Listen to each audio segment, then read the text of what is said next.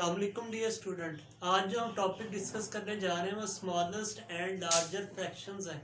आपको मुख्तलिफ किस्म की फ्रैक्शंस दे दी जाती हैं और कहा जाता है इनमें से डिसाइड करें कि कौन सी लार्जेस्ट है और कौन सी स्मॉलेस्ट है। तो स्टूडेंट अक्सर ऐसे क्वेश्चंस को देख के कंफ्यूज हो जाते हैं। तो आज इंशाल्लाह आज की वीडियो देखने के बाद आप लोग ईजीली चंद सेकंड्स के अंदर इनमें से बता सकते हैं लार्जेस्ट फ्रैक्शन कौन सी है और ग्रेटेस्ट कौन सी है। इसी तरह स्मॉलेस्ट के मुतालिक भी आप बता सकते हैं। तो आज देखें मैं आप लोगों को इनकी एक ट्रिक बताने जा रहा हूँ, वो नोट कर लें। सबसे पहले ऐसे क्वेश्चंस को करने से पहले आपको ये पता होना चाहिए कि प्रॉपर फ्रैक्शन क्या होती है और इम्प्रॉपर फ्रैक्शन क्या होती है। ये याद रखिएगा, यहाँ मैंने लिख भी दी है कि प्रॉपर फ्रैक्शंस वो होती हैं जिनमें नोमिनेटर डिनोमिनेटर से लेस देन हो, यानी छोटा हो। यहाँ पर 2 है, यहाँ 3 है।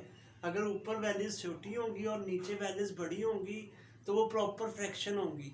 और दूसरे नंबर पे है इम्प्रॉपर फ्रैक्शन, वो होती हैं अगर नोमिनेटर बड़ा हो और डिनोमिनेटर छोटा हो या ये दोनों बराबर हो, तो ऐसी फ्रैक्शंस को इम्प्रॉपर फ्रैक्शंस कहते हैं। तो जब भी कोई क्वेश्चन आ जाए सबसे पहले आपने ये देखना होगा कि जो हमें गिवन फ्रैक्शंस हैं वो प्रॉपर है या इम्प्रॉपर हैं। तो आप इनमें देख सकते हैं ऊपर स्मॉलेस्ट नंबर है और नीचे लार्जेस्ट है। तो इसका मतलब ये जो गिवन फ्रैक्शंस है ये तमाम की तमाम क्या है, प्रॉपर फ्रैक्शंस है। अच्छा, अब सबसे पहले तो हमने ये डिसाइड कर लिया ये प्रॉपर फ्रैक्शन है। दूसरे नंबर पे अब आपने ये देखना है इन दोनों वैल्यूज के दरमियान, नोमिनेटर और डिनोमिनेटर के दरमियान डिफरेंस कितना है। देखें 5 और 6 का डिफरेंस 1 है। इसी तरह 5 और 4 का डिफरेंस भी 1 है और 7 और 6 का डिफरेंस भी 1 है। 3 और 2 का डिफरेंस भी 1 है। अच्छा, अब दो बातें हो गई। एक तो हमने ये देखा ये प्रॉपर फ्रैक्शन है, दूसरे नंबर पर इनका डिफरेंस 1 है। अगर ये दोनों बातें किसी फ्रैक्शन में मौजूद हों तो उसमें आपने देख लेना है जिस फ्रैक्शन का नोमिनेटर लार्जेस्ट है वही लार्जेस्ट होगी। देखें यहाँ पर 6 आ रहा है, इनमें 2, 4 और 5 है, तो 6 यहाँ पर लार्जेस्ट के लिए मैं एल लिख रहा हूँ। तो 6/7 ही हमारे पास लार्जर फ्रैक्शन होगी। अब अगर आपने स्मॉलेस्ट देखनी है तो क्या होगा, इनमें देखें सबसे ऊपर नोमिनेटर जो स्मॉल है 2, 6, 4 और 5 में से सबसे छोटा 2 है, तो 2/3 जो है वो हमारी स्मॉलेस्ट फ्रैक्शन होगी। तो एक दफ़ा दोबारा समझ लें कि जब भी आपके पास प्रॉपर फ्रैक्शन हो और फ्रैक्शन के दरमियान डिफरेंस 1 हो तो जो नोमिनेटर सबसे बड़ा है वो ही हमारी लार्जेस्ट फ्रैक्शन होती है। अब देखें, अब क्वेश्चन यहाँ पर ये भी पैदा होता है कि अगर प्रॉपर फ्रैक्शन ना हो, इम्प्रॉपर फ्रैक्शन हो, तो फिर हम क्या करेंगे। देखिए मैं इनकी पहले प्रॉपर फ्रैक्शंस बना लेता हूँ।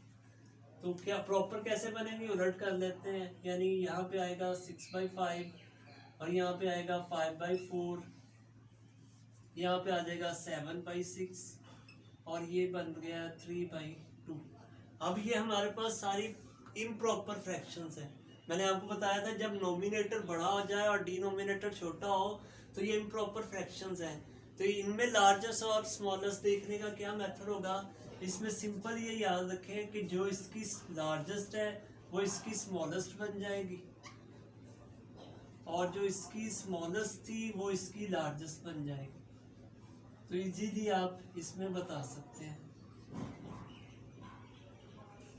अब देखें ये फर्स्ट टाइप हमने डिस्कस कर ली, प्रॉपर और इम्प्रॉपर फ्रैक्शंस और जिनके दरमियान डिफरेंस 1 है। अब हम सेकंड टाइप को डिस्कस करते हैं। अब ये भी तो हो सकता है कि प्रॉपर और इम्प्रॉपर फ्रैक्शंस की टर्म्स आपस में मिक्स आ जाए। जैसे यहाँ देखें, सबसे पहले हमने क्या देखना है, ये प्रॉपर या इम्प्रॉपर है। तो आप देख सकते हैं इनमें सिर्फ ये वाली जो टर्म है ये इम्प्रॉपर है, बाकी तमाम जो फ्रैक्शंस हमें दे दी गई हैं वो क्या है, प्रॉपर है। तो अब जब मिक्स क्वेश्चन आ जाए जिसमें प्रॉपर भी हो और इम्प्रॉपर भी हो तो आपने इसका सबसे इजी वे यही है कि जो इसमें इम्प्रॉपर फ्रैक्शन है वही इसकी लार्जेस्ट फ्रैक्शन हो। दोबारा समझ लें इस बात को कि अगर इम्प्रॉपर और प्रॉपर फ्रैक्शंस आ जाएं तो आपने देखना है अगर उसमें एक ही टर्म इम्प्रॉपर की है तो वही लार्जेस्ट होगी। अब हमने स्मॉलेस्ट देखना है, स्मॉलेस्ट के लिए आप यही ट्रिक यूज़ कर लें। बाकी ये 3 टर्म्स हमारे पास बाकी बच गई हैं और इनके दरमियान आप देख सकते हैं डिफरेंस भी 1 का है। तो इनमें आप देखें इनका भी डिफरेंस 1 है, इन दोनों का भी डिफरेंस 1 है, इनका भी 1 है। तो मैंने आपको बताया था कि जब स्मॉलेस्ट में जिसका डिनोमिनेटर सबसे छोटा होगा वही स्मॉलेस्ट होगा। तो इस तरह आप सेकंड टाइप में ये इजीली डिसाइड कर सकते हैं लार्जेस्ट और स्मॉलेस्ट का। अब हमने एक तो डिस्कस कर लिया प्रॉपर के बारे में, इम्प्रॉपर के बारे में, फिर हमने डिस्कस किया कि मिक्स्ड आ जाए, यानी अगर प्रॉपर और इम्प्रॉपर हो तो उनमें कैसे डिसाइड करते हैं। अब हम आते हैं थर्ड टाइप की तरफ। इंशाल्लाह मैं आपकी तमाम चीज़ें क्लियर करवाऊंगा। अब मैंने देखें यहाँ पर कुछ ऐसी फ्रैक्शंस लिखी हैं, जैसे आप कह सकते हैं कि इन सब के दरमियान तो डिफरेंस 1 था, अगर डिफरेंस सेम ना हो तो फिर क्या करते हैं। जैसे आप देखें इनका अगर हम डिफरेंस चेक करें तो वो बन रहा है 4, इसका डिफरेंस अगर हम चेक कर लें तो वो 5 बन रहा है, इन दोनों का जो डिफरेंस चेक कर लिया जाए तो वो भी 5 बन रहा है और इनका डिफरेंस 4 बन रहा है।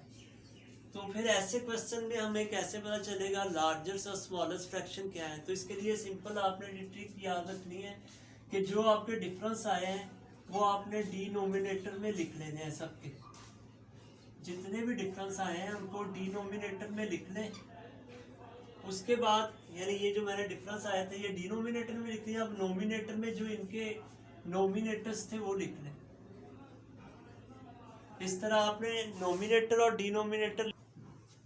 अब आपने सिर्फ ये काम करना है कि इनको किसी एक ऐसे नंबर के साथ मल्टीप्लाई करना है जो इनका एलसीएम हो।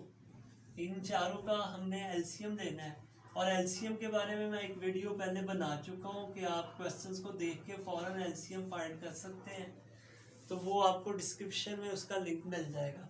अब देखें इनका एलसीएम 20 बन रहा है इन चारों का, तो आपने इन चारों टर्म्स को 20 के साथ मल्टीप्लाई करना है।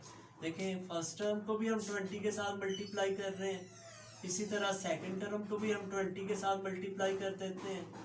तमाम टर्म्स को 20 के साथ मल्टीप्लाई करके देख लें क्या बन रहा है हमारे पास।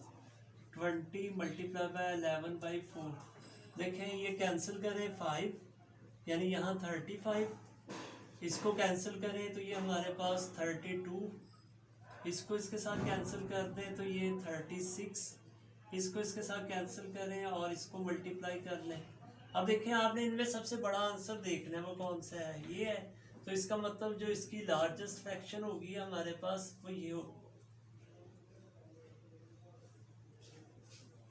और इनमें सबसे छोटा आंसर देख लें कौन सा आ रहा है, 32 आ रहा है। तो इसमें जो स्मॉलेस्ट फ्रैक्शन होगी वो हमारे पास 8/13 हो।